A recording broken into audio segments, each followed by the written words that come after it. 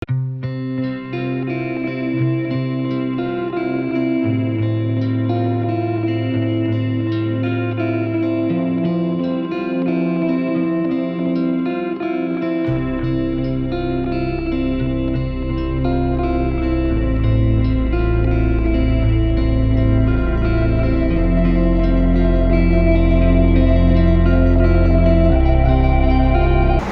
everyone, happy Sunday, good morning to all, welcome to my channel, welcome back to my channel. আশা করি সকলে খুব ভালো আছেন, সুস্থ আছেন, বৃষ্টি হয়েছে, সকলের মুড খুব ভালো।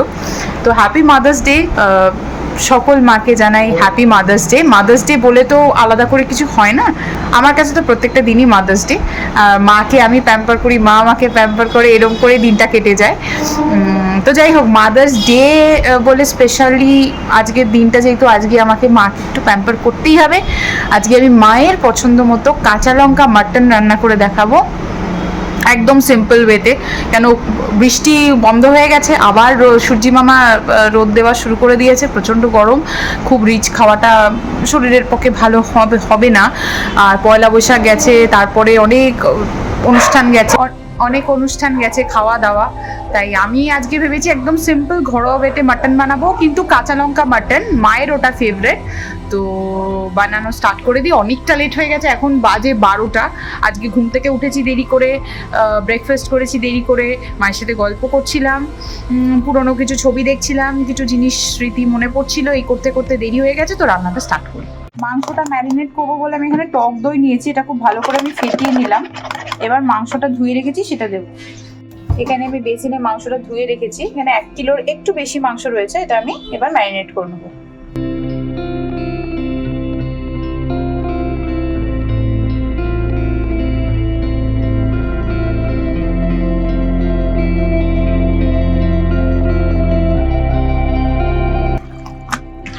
আমি না ম্যারিনেটটা বেশি কিছু দেবো না, একদম সিম্পল ম্যারিনেট করবো। অন্য সময় মাটনে কি আমরা সমস্ত মশলা দিয়ে একসাথে করি, তাই তো, বাট এখানে আমি কিছুই দেবো না, জাস্ট দই দেবো আর নুন দেবো আর সর্ষের তেল দেবো, বাস, আর কিচ্ছু দেবো না আজকে। এই যে আমি এখানে নুন আর সর্ষের তেল নিয়ে নিয়েছি, এবার এটাকে ভালো করে মেখে নেবো।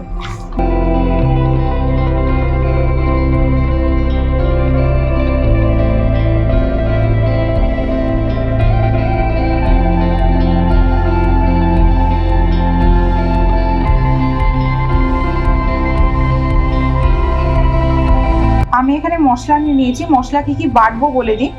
আদা রসুন এটা বাটা হবে, তার সাথে হবে টমেটো, যেহেতু আমি অল্প টক দই দিয়েছি তাই আমি একটা মিডিয়াম সাইজের টমেটো ইউজ করেছি, আপনারা চাইলে পুরোটা টমেটো বা পুরোটা টক দই বানাতে পারেন। আর নিয়েছি কাঁচা লঙ্কা, যেহেতু কাঁচা লঙ্কা মাটন তাই কাঁচা লঙ্কা এরকম পরিমাণ নিয়েছি, ঝাল যে যেরকম খাবেন সেই পরিমাণ কাঁচা লঙ্কা ব্যবহার করবেন, আমি পরেও আবার কাঁচা লঙ্কা দেবো। এখন মশলা বাটার জন্য আমি এইটুকু ইউজ করেছি, আর পেঁয়াজ আমি কুচিয়ে নিয়েছি।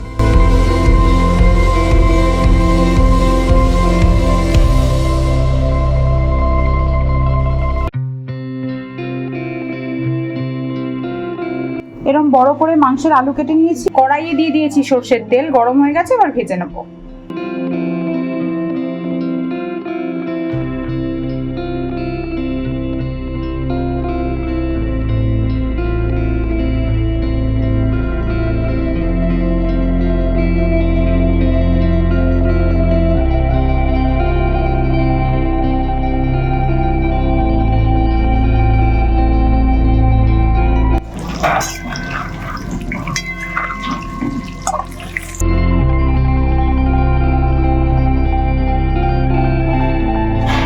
এই যে আমার লাল লাল করে আলু ভাজা হয়ে গেছে, আমি একটা তুলে দেখিয়ে দিচ্ছি কিরকম হয়েছে।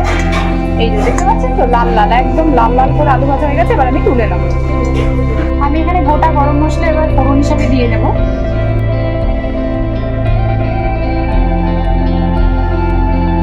দিয়ে দেবো।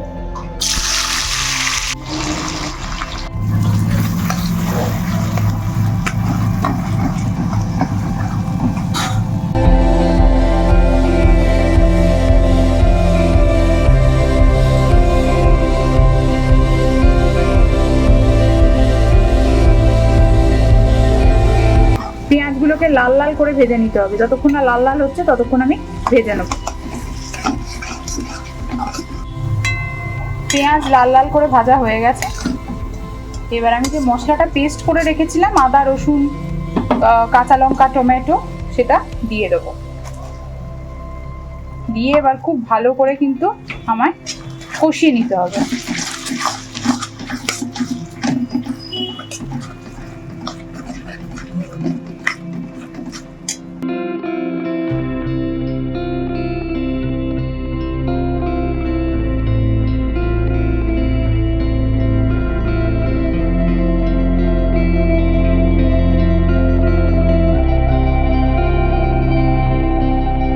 এই যে আমার পেঁয়াজ আদা রসুন টমেটো সব কষানো হয়ে গেছে, এরকম এসছে টেক্সচারটা। এবার আমি গুঁড়ো মশলা দেবো। 1 চামচ হলুদ দিয়ে দিলাম। আর লঙ্কার গুঁড়ো আমি দেবো না, যেহেতু কাঁচা লঙ্কা দিয়ে মাংসটা রান্না করছি, তাই রেড চিলি পাউডার একটু দিয়ে দেবো, কাশ্মীরি রেড চিলি পাউডার। এটা না কালারটা খুব ভালো কম করে, আর মাটনের কালার ভালো না হলে খেতে মন লাগবে না। সামান্য জল দিয়ে কষিয়ে নেবো।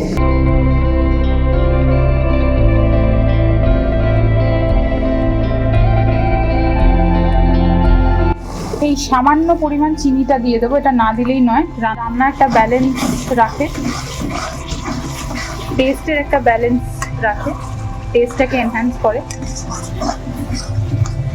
ভালো করে কষিয়ে নিচ্ছি। মশলা থেকে যতক্ষণ না তেল ছাড়ছে ততক্ষণ কষাতে হবে।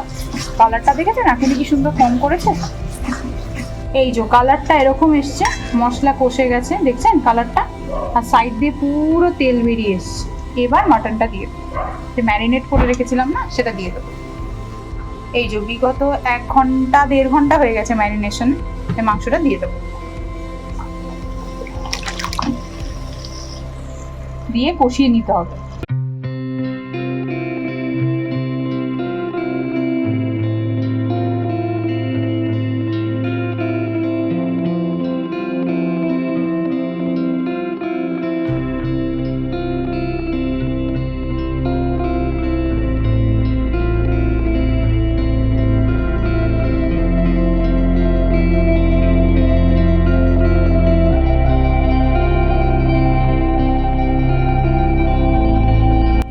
মাংসটা কষাতে কষাতে ঠিক এরকম কালার চলে এসছে।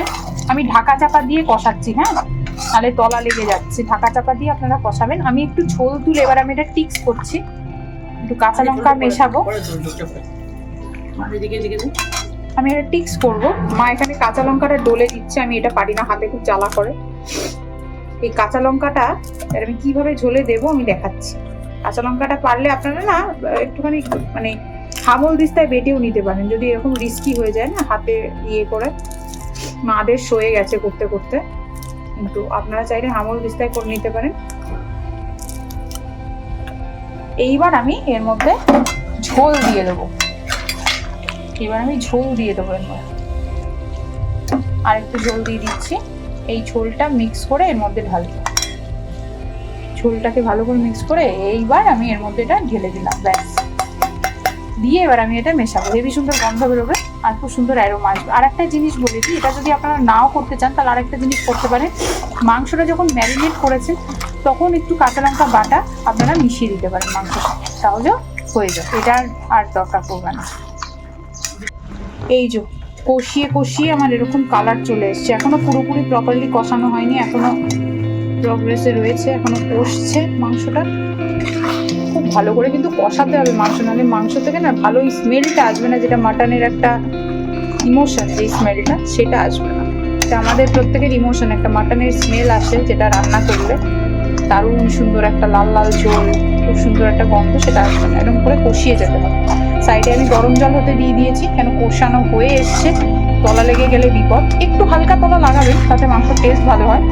আমিও লাগিয়েছি, হালকা একটু লাগিয়েছি, কিন্তু পুরো আবার পুড়িয়ে ফেলবেন না, যারা বিগিনার্স তাদের জন্য এটা। তো একদিকে গরম জল হচ্ছে আর এদিকে কষিয়ে যাচ্ছি।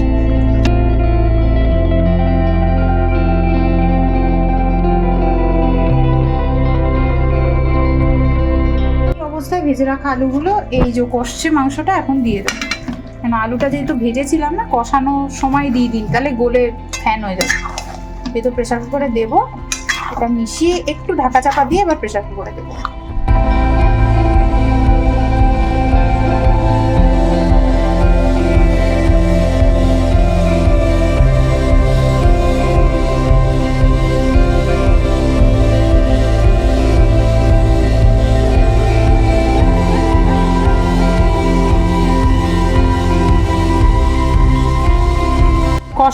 জলটা দিয়ে জল গরম করে সেই জলটা ঢেলে দিয়েছি, নাহলে তলা লেগে যাবে। এইবার কয়েকটা জিনিস দিয়ে দেবো, দিয়ে প্রেশার মুখটা করে দেবো বন্ধ। দেবো ঘি আর কাঁচা লঙ্কা, ঘি দিয়ে দেওয়া হচ্ছে। এবার দিয়ে দেবো কাঁচা লঙ্কা গোটা, ব্যাস এবার মুখটা করে দেবো, হবে বন্ধ। এই যে এটা হচ্ছে ফাইনাল লুক। মাংসটা পুরো মাংস আলু সব সেদ্ধ হয়ে গেছে, একদম লাল লাল ঝোল।